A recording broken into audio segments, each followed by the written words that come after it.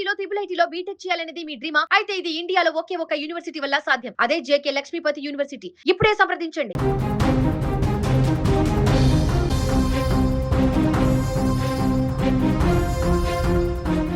దేశ రాజధాని ఢిల్లీ ఒక్కసారిగా జల దిగ్బంధంలో చిక్కుకుంది. గురువారం తెల్లవారుజామున నగరం ఇంకా నిద్ర లేవకముందే ఆకాశానికి చిల్లు పడిందా అన్నట్టుగా కుండపోత వర్షం ముంచెత్తింది.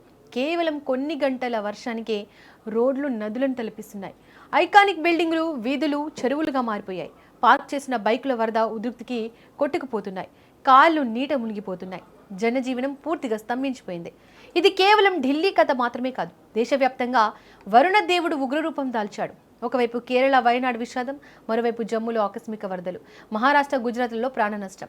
గత 2 రోజుల నుంచి కురుస్తున్న భారీ వర్షాల కారణంగా ఢిల్లీ అస్తవ్యస్తంగా మారిపోయింది. ఉరుములు మెరుపులతో కూడిన భారీ వర్షం నగరంలోని ప్రతి ప్రాంతాన్ని కుమ్మేసింది.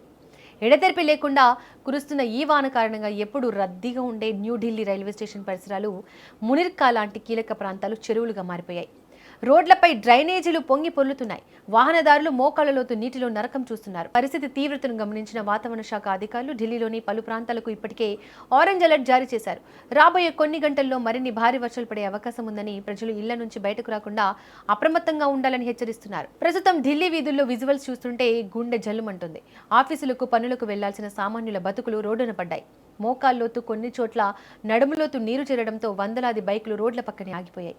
వరద ప్రవాహం ఎక్కువగా ఉన్న లోతట్టు ప్రాంతాలలో ద్విచక్ర వాహనాలు కళ్ల ముందే కొట్టుకుపోతున్న దృశ్యాలు సోషల్ మీడియాలో వైరల్ అవుతున్నాయి. అండర్ పాస్లలో నీరు నిలిచిపోవడంతో కార్లు సగానికి పైగా మునిగిపోయాయి. దీనివల్ల ఢిల్లీ ఎన్సీఆర్ పరిధిలో కిలోమీటర్ల మేర ట్రాఫిక్ స్తంభించిపోయింది.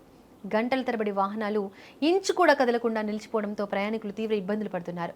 మున్సిపల్ అధికారులు రంగంలోకి దిగి మోటార్ల ద్వారా నీటిని తోడిస్తున్నా వర్షం ఏకధాటిగా పడుతుండటంతో ఆ ప్రయత్నాలు ఫలించడం లేదు. ఒక్క ఉత్తర భారతదేశమే కాదు, దేశవ్యాప్తంగా కూడా వర్షాలు వణుకు పుట్టిస్తున్నాయి.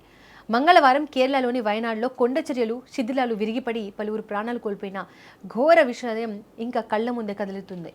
అటు జమ్మూ కాశ్మీర్లోని దోడా జిల్లాలో ఆకస్మిక వరదలు ఉగ్రరూపం దాల్చాయి. గుజరాత్, మహారాష్ట్రలో కూడా భారీ ఆస్తి నష్టం, ప్రాణ నష్టం సంభవించింది. దేశంలో నెలకొన్న ఈ ఎమర్జెన్సీ పరిస్థితులపై కేంద్ర హోంమంత్రి అమిత్ షా రంగంలోకి దిగారు. దేశవ్యాప్త వర్షాల పరిస్థితిపై అత్యున్నత స్థాయి సమీక్ష నిర్వహించారు.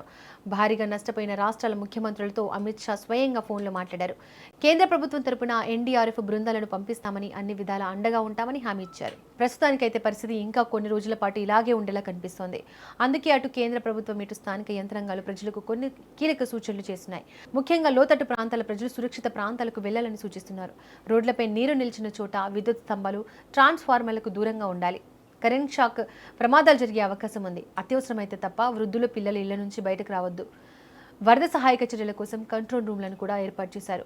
ప్రభుత్వం తీసుకునే చర్యలకు ప్రజలు కూడా సహకరించాలని అధికారులు కోరుతున్నారు. ప్రకృతి ప్రకోపిస్తే ఎంతటి ఆధునిక నగరమైనా మోకరిల్లాల్సిందే అనడానికి దేశ రాజధాని ఢిల్లీ అప్డేట్సే నిదర్శనం.